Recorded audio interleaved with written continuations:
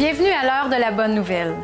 Cette semaine, nous poursuivons notre série d'émissions sur les traces du plus grand personnage de l'histoire. Je vous invite à aller retrouver notre équipe dans le jardin de Gethsémani, un lieu de pèlerinage abondamment fréquenté en Israël, puisque c'est l'endroit où Jésus a livré le plus grand des combats de l'histoire, alors qu'il luttait avec frayeur et angoisse ses derniers moments sur terre, en sachant qu'il allait mourir sur une croix.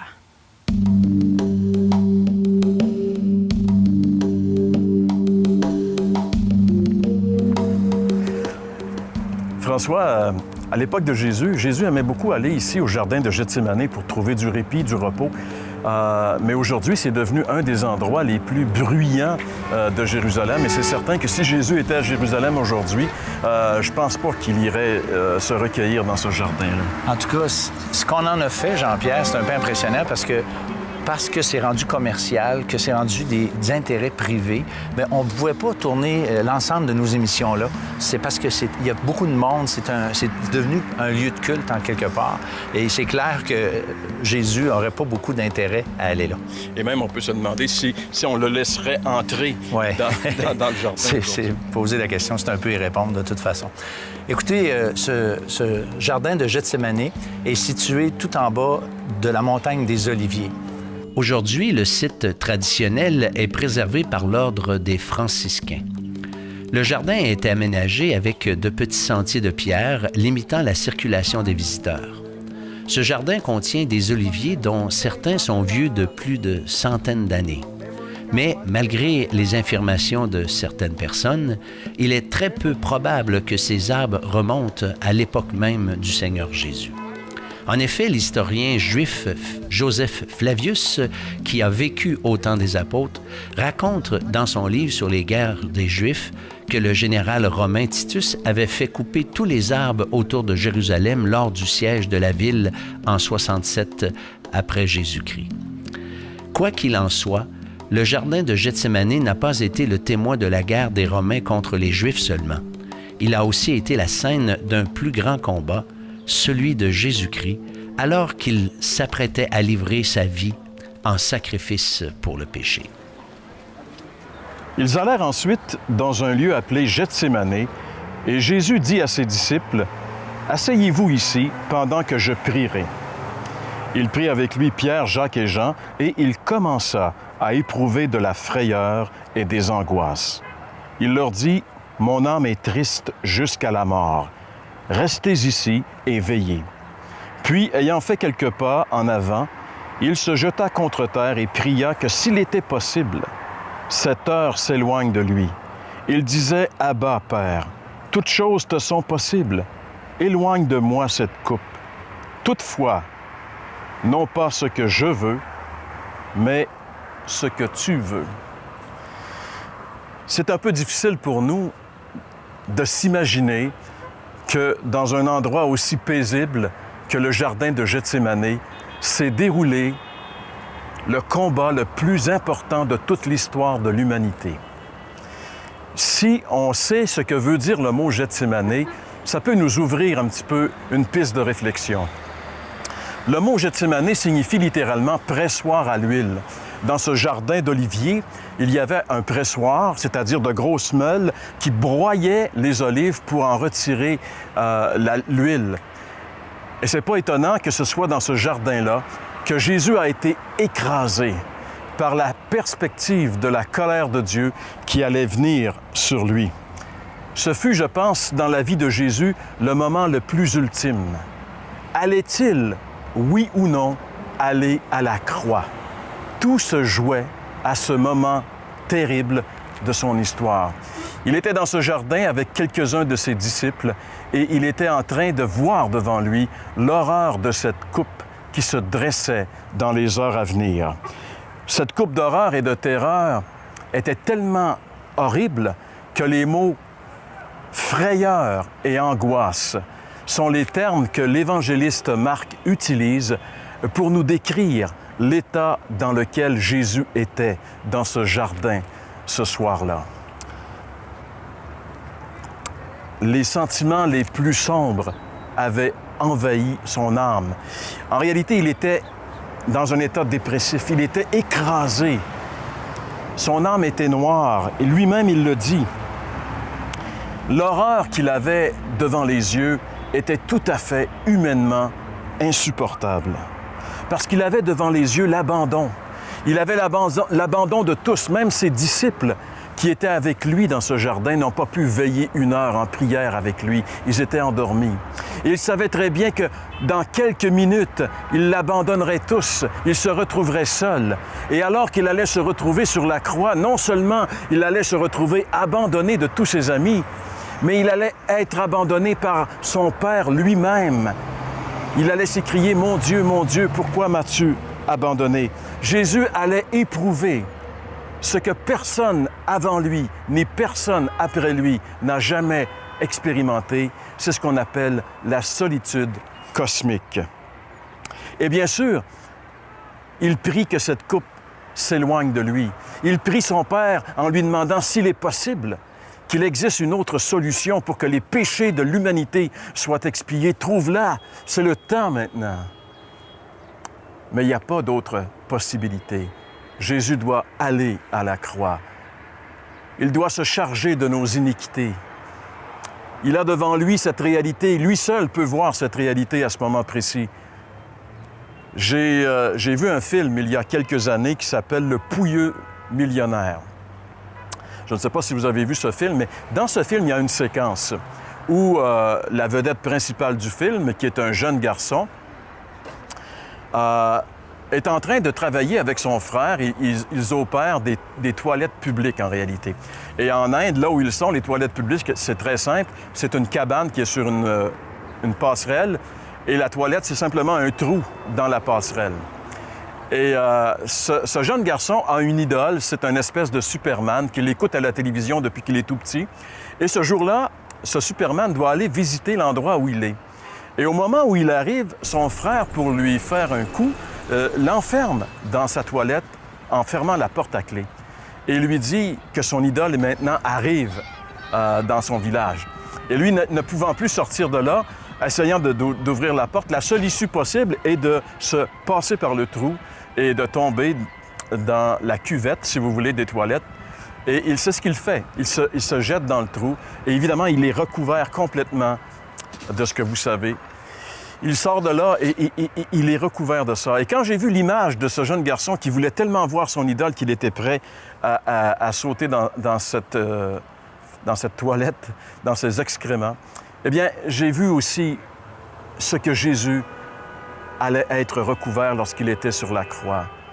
La Bible nous dit « Celui qui n'a pas commis le péché, Dieu l'a fait devenir péché pour nous. » C'est cette perspective qui était devant les yeux de Jésus qui lui amenait cette frayeur et cette angoisse. Lui qui n'a jamais commis un seul péché, lui qui a toujours été en bonne relation avec le Père, allait prendre sur lui les péchés de tous les hommes de toute l'histoire de l'humanité et il allait sur cette croix subir le jugement de Dieu afin que nous puissions avoir la paix avec Dieu. C'était cette perspective de l'horreur de la croix que Jésus était en train de combattre dans le jardin de Gethsémani.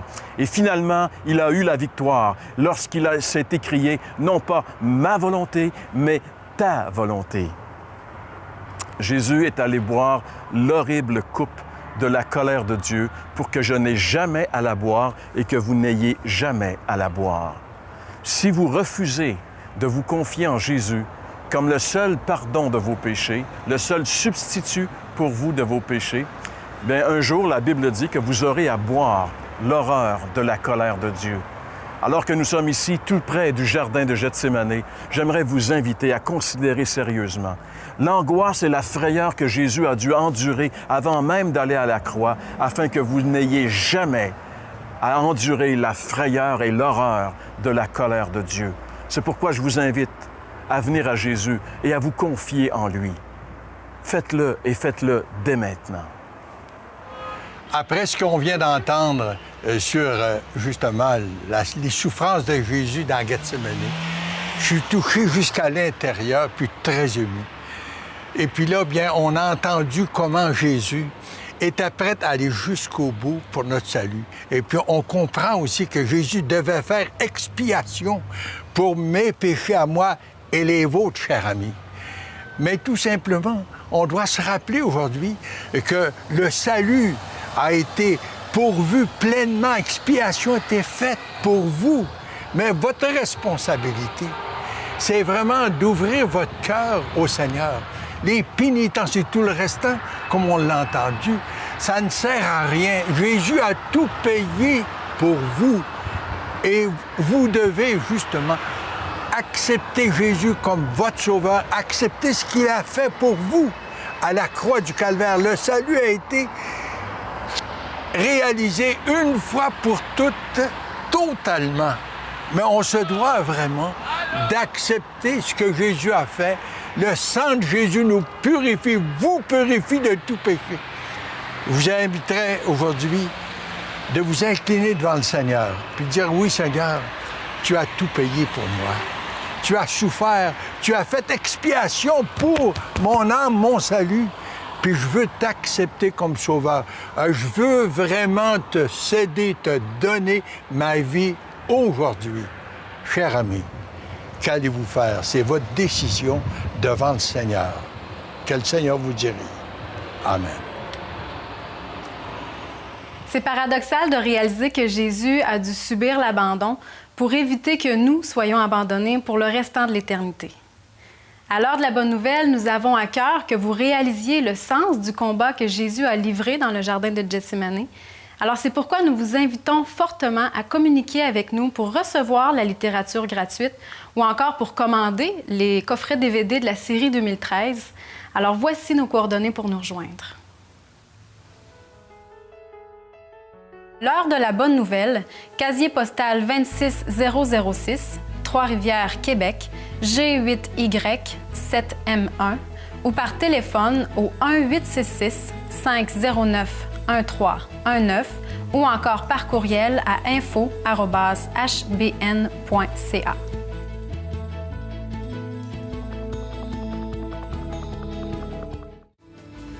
Bonjour Luc. Bonjour. Bienvenue à l'heure de la bonne nouvelle. On est là aujourd'hui, on aimerait entendre comment Dieu t'a trouvé, comment tu as connu l'Évangile. Moi, d'abord, je dois dire que je viens d'une famille où on était pratiquants catholiques. On allait à l'église régulièrement chaque dimanche. Par contre, je savais que Dieu existait, mais de là à dire que j'avais une relation personnelle avec lui, je dois avouer que non. Puis j'ai eu une enfance quand même bien. L'adolescence, c'est assez compliqué parce qu'il y a eu de la mortalité dans la famille, dont un incendie à la maison familiale où j'ai perdu un frère et j'ai perdu une sœur. Je me sentais responsable de la mort de ma sœur. Donc, à l'âge de 14 ans, j'ai vécu des traumatismes qui ont fait en sorte que j'ai dû étouffer mes émotions. J'ai dû essayer d'enterrer mon cœur, essayer de l'enfermer dans une forteresse avec un cadenas que j'ai jamais retrouvé la clé à un moment donné. Mais par la suite, j'ai quand même réussi à gérer tout ça. J'ai quand même réussi à contrôler ma vie. J'étais certain que j'avais quand même le contrôle de ma vie jusqu'au jour où mon royaume, je peux dire, s'est écroulé, vraiment. Je vous raconte pour vous faire comprendre. À l'âge de 21 ans, je me suis marié. J'ai eu 2 beaux enfants. J'ai été marié pendant 8 ans. Puis, au mois de novembre 1991, ma femme m'annonce qu'elle est amoureuse d'un autre homme. Puis, le 15 décembre 1991, elle quitte la maison pour aller rejoindre cet homme. Elle me laisse les enfants, la garde de mes enfants. Donc, on a passé un temps de Noël assez triste cette année-là, 1991. Le 3 janvier 1992, elle m'appelle pour me dire qu'elle venait chercher les enfants pour la fin de semaine. Puis, en même temps, de parler de tout ce qui a trait à l'histoire de la garde des enfants et tout. C'est qu'elle vient chercher les enfants, elle quitte avec les enfants, puis moi, je me ramasse seul chez nous, vraiment seul au monde. Je dirais l'homme le plus malheureux au monde. Puis, pour moi, j'étais vraiment désespéré. Il n'y avait comme plus rien devant moi. Mon royaume s'était écroulé vraiment. Puis, je me suis dit, personnellement, comme j'ai dit tantôt, je n'avais pas nécessairement une relation personnelle avec Dieu. Pour moi, Dieu était loin. Par contre, j'ai 3 de mes sœurs que j'ai une bonne relation avec mes sœurs, puis mes sœurs ont une très bonne relation avec Dieu. Puis, je savais que par eux, Dieu existait. Je savais que par eux, il y avait une relation possible avec Dieu, que moi, je n'avais pas. Mais j'ai dit, je vais essayer de crier à Dieu que mes sœurs connaissent. Donc, j'ai fermé mes yeux, j'ai ouvert mon cœur, puis j'ai dit dans ces mots à Dieu, je ne savais pas comment prier non plus. J'ai juste fait une tentative. J'ai dit, je vais essayer de parler à Dieu. J'ai dit à Dieu, dans des drôles de mots, mais je vais te les dire quand même, exactement ces mots-là que j'ai racontés à Dieu. J'ai dit à Dieu, Dieu, si tu existes, montre-toi à fraise, puis ça presse. Okay. Parce que on voit dans ces mots-là qu'il y avait de la colère contre Dieu, on voit dans ces mots-là qu'il y avait de l'amertume, même contre Dieu. Là. Ouais. Puis j'ai dit, si c'est vrai que tu as créé toute chose, tout ce qu'on voit à l'extérieur, là, ben tu es capable de venir me chercher. Moi, je veux plus de cette vie, je veux que tu viennes me chercher. C'était drôle de prière, mais c'est quand même... Tu demandais à Dieu de t'enlever la vie, oui, je voulais plus vivre. Puis à ce moment-là, j'ai commencé à sentir comme une chaleur m'envahir. Je dirais sur mon cœur.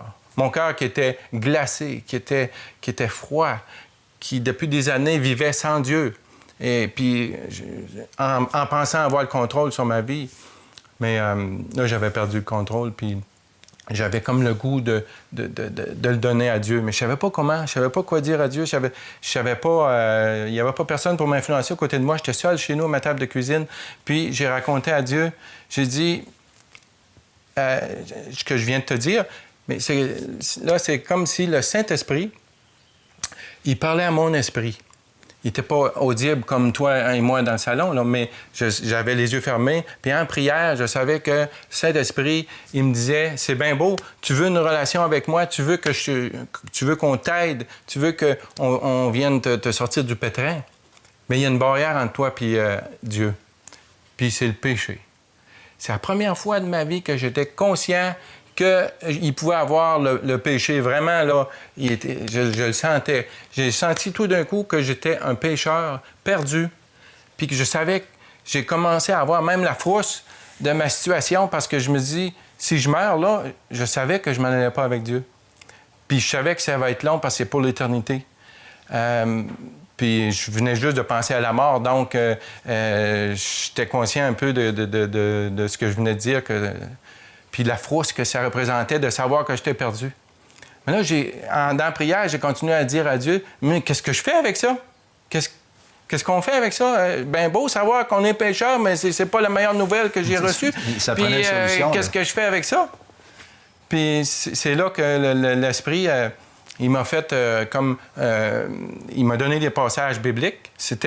Il a dit, regarde, Jésus, quand il est venu sur la terre, il a dit lui-même, « Je suis le chemin, la vérité puis la vie. Nul ne vient au Père, le Père, il est au ciel. Nul ne vient au ciel, nul ne vient au Père que par moi. » C'est juste Jésus qui est le pont. C'est ça que j'ai compris avec le Saint-Esprit. C'est lui qui me rendait compte à mon esprit de toutes ces vérités-là que je connaissais depuis que je suis tout petit, que j'entendais, mais que ça passait free. Mais là, ça touchait mon cœur, tu sais.